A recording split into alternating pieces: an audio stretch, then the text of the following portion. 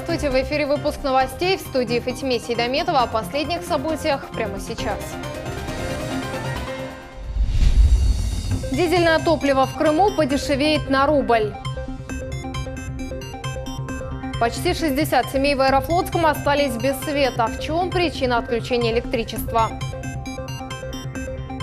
С начала года население республики увеличилось на 537 человек.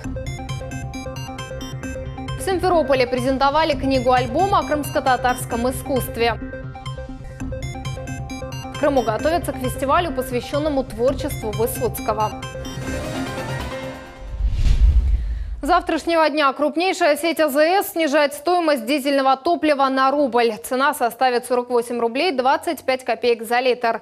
Об этом сообщил глава Крыма в соцсетях. Как отметил Аксенов, цены снизятся и на сжиженный газ до 23 рублей 25 копеек. Руководитель республики выразил надежду на то, что стабилизацию цен поддержат и другие участники топливного рынка. Любое понижение цен – это, конечно, на пользу, но дело в том, что насколько это полезно. Я думаю, хорошо будет. Чем дешевле, тем лучше, больше ездить будем. Отлично будет. Отлично. Как по мне, цена в 1 рубль, мы практически не заметим этой разницы при больших объемах. Для среднестатистического пользователя, там, не знаю, при заправке 50 литров рубль роли не сыграет. Трое суток без света. Жильцы дома по улице Мальченко в поселке Аэрофлотский остались без главного источника жизни. Это в такое холодное время года. У них сгорел трансформатор. Как жильцы дома справляются с проблемой, расскажет Султания Ситакаева.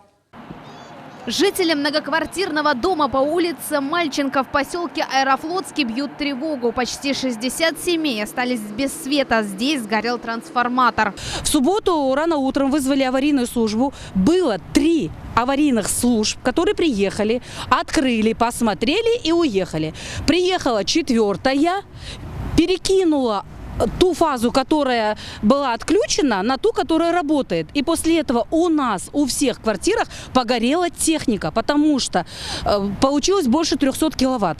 Жилой дом находится вблизи взлетно-посадочной полосы. По технике безопасности людям запрещено пользоваться газом. С 2 детьми Владлена Мамчич, как и остальные жильцы, сейчас в холодной квартире. Без горячей воды. Она даже не может приготовить ужин. У нас бойлеры, все на электричестве. Газа у нас в доме нет.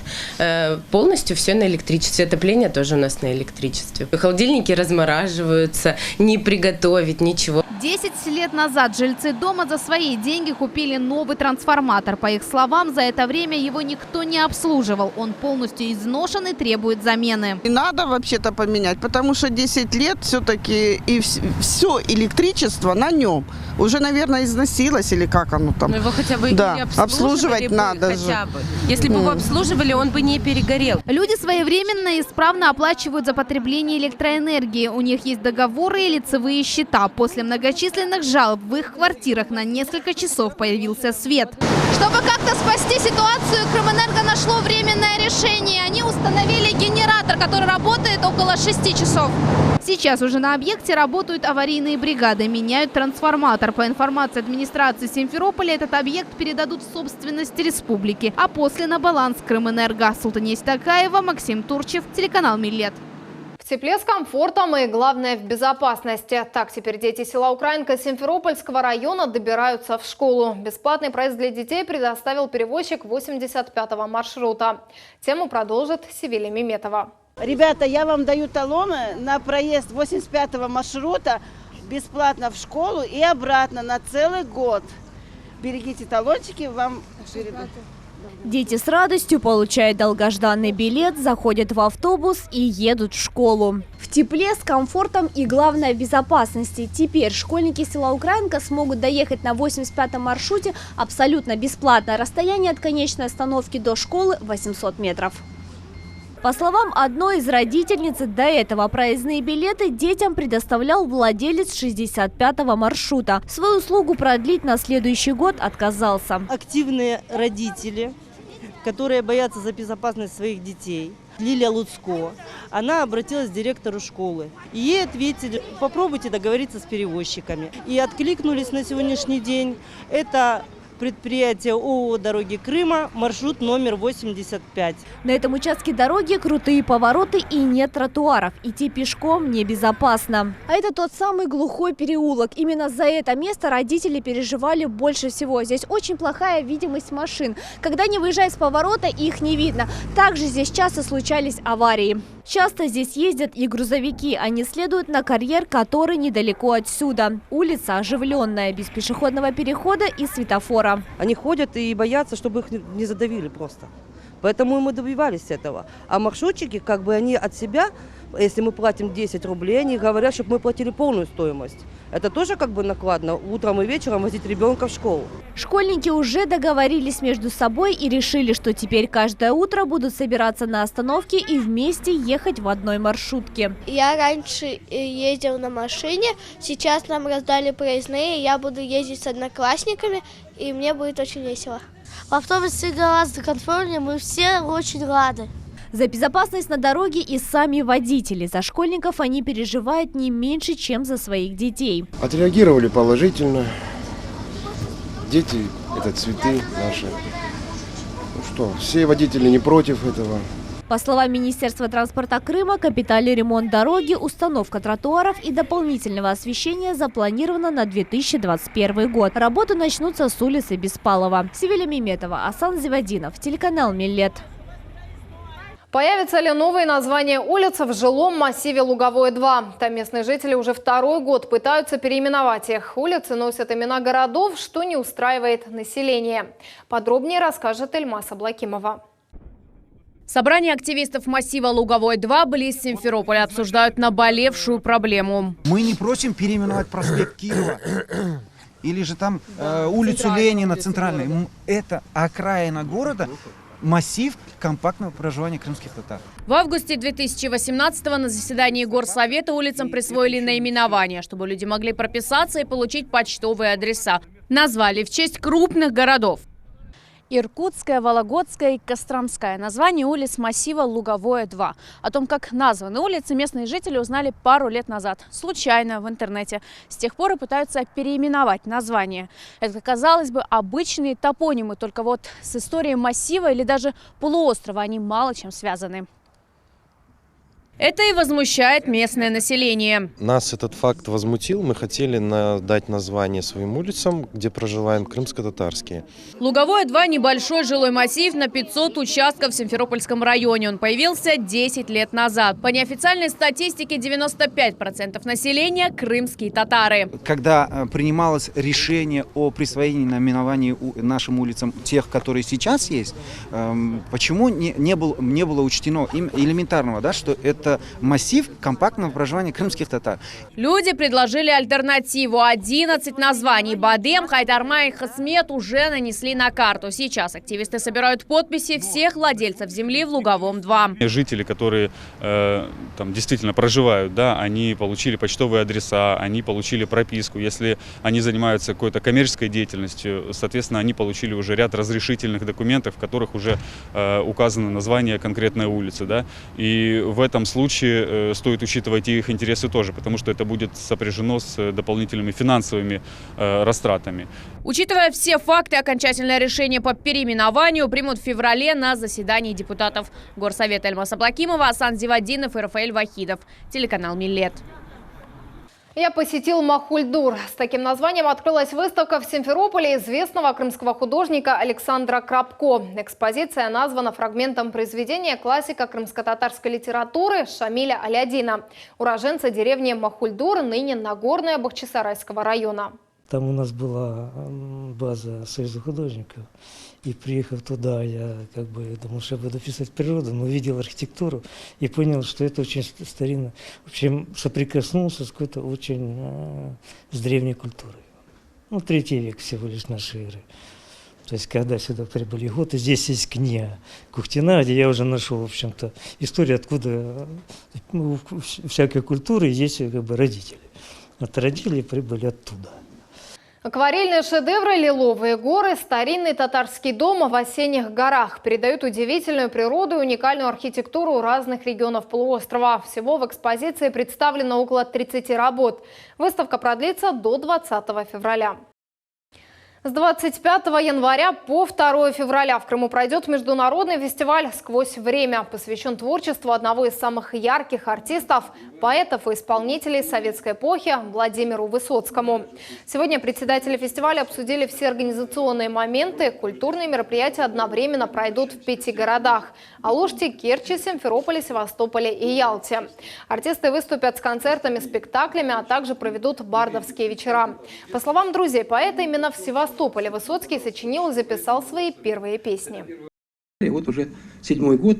Цифра 7, в общем-то, очень хорошая цифра. 6 мы прошли, 7 цветов радуги, вот и так далее. То есть я думаю, что фестиваль должен получиться замечательным. У меня такие ощущения. Ну и в этом году 40 лет памяти Владимира Семеновича, который, вы знаете, ушел из земной жизни 40 лет назад, 25 июля 80-го года. Мне тогда было 23 года, ну я почти современник Высоцкого, и 40 лет прошло, даже невероятно. С каждым годом фестиваль расширяет свои границы, увеличивается его аудитория. В этом году ожидается более 12 тысяч гостей, жителей полуострова. Впервые будет организовано более 50 социальных концертов на лучших площадках Крыма и Севастополя. Это в Государственном академическом музыкальном театре Симферополя и театре имени Чехова в Ялте. В Доме офицеров флота в Севастополе состоятся премьеры концертов спектаклей «Гамлет 20 века», «Легенды авторской песни» и «Баллада о времени».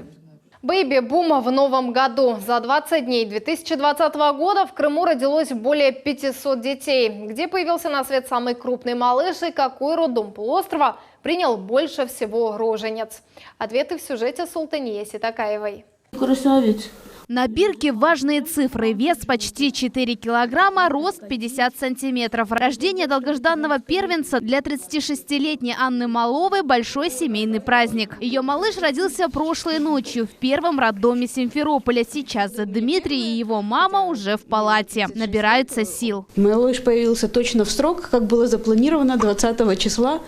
С помощью большого профессионализма сотрудников первого роддома все прошло очень быстро и очень гладко. Первый ребенок родился и у Лутфии Сейдбеляловой, молодая мама из Кировского района. Ее дочка Риана появилась на свет с небольшим опозданием. Однако сейчас даже не беспокоит маму, кушает и спит. Все очень хорошо, все есть в палатах, следят очень хорошо, слаженная работа такая.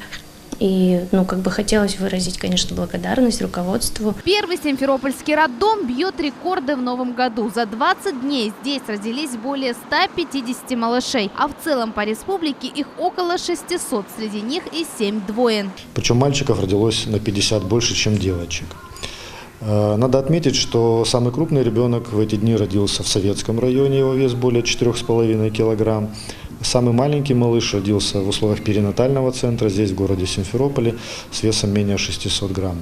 Для новорожденных здесь созданы все условия. Врачи и акушеры работают круглосуточно и даже в праздники. За несколько лет медицинское учреждение удалось укомплектовать по современным стандартам.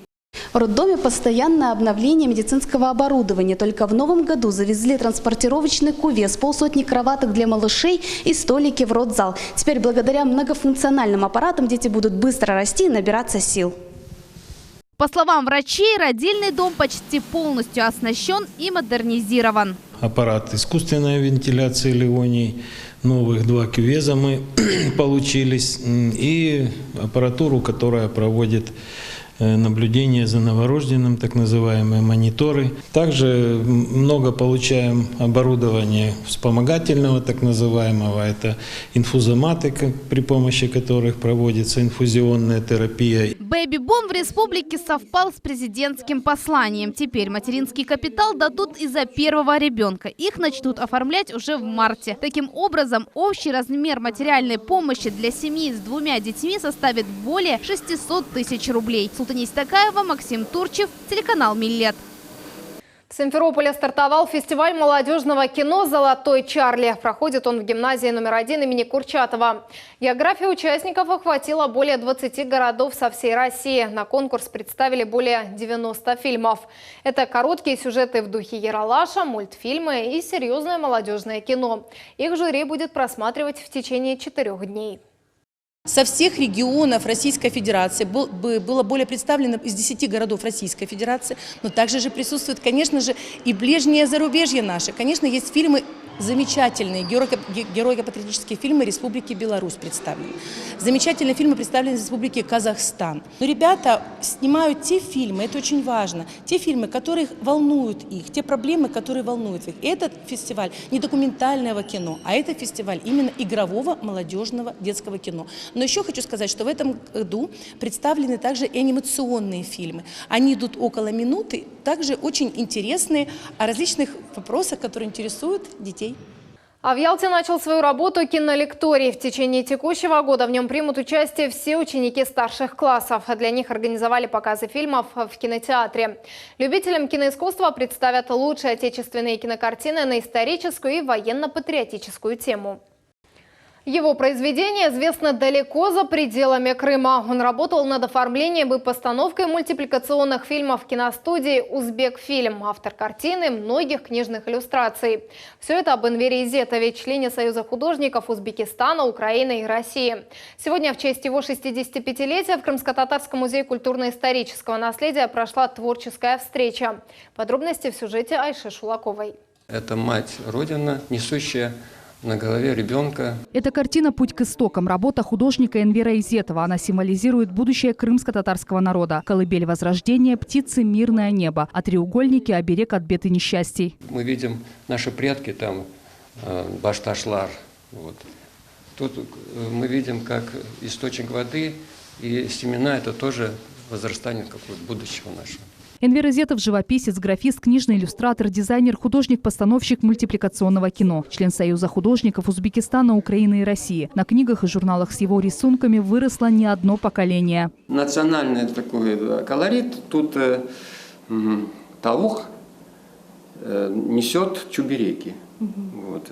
И тут детвора, это семья. Нейчун Хора Световух Баркуместа Яшайлер. На создание этой детской книги ушел целый год. Художник изучал костюмы, национальную атрибутику и особенности народного творчества. Энвер Ага еще и автор логотипа газеты Яны Дунья, а также многих крымских брендов. В своих работах Энвер умело отображает все свои знания об образе жизни крымских татар. Энвер Изетов работал над оформлением и постановкой мультипликационных фильмов «Чужак», концерт Тахир и Зухран на киностудии «Узбекфильм». Недавно Энвер Ага отпраздновал свое 65-летие. Сегодня сотрудники Крымско-Татарского музея культурно-исторического наследия организовали творческую встречу с юбиляром. Пообщаться с многогранной личностью пришли коллеги по цеху, общественные деятели и поклонники творчества Энвера Изетова. Его деятельность очень сильно отражается все-таки на нашей культуре крымско-татарских художников, вообще общей культуре. На встрече презентовали книгу-альбом о крымско-татарском искусстве. Первый том издания посвящен станковой живописи. Автор иллюстрации Энвер Изетов.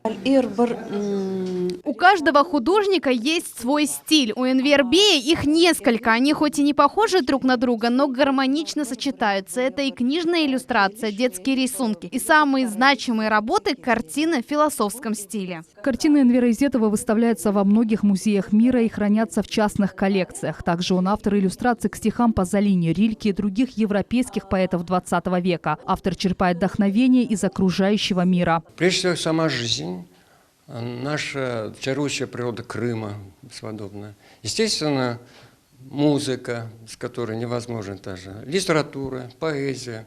Все, что вызывает интерес, оно влияет на мое творчество. Энвер Изетов надеется, что на полуострове начнут выпускать крымско-татарские анимационные фильмы, которые украсят его работы. Айша Шулакова, Арсен Фукала, телеканал «Миллет».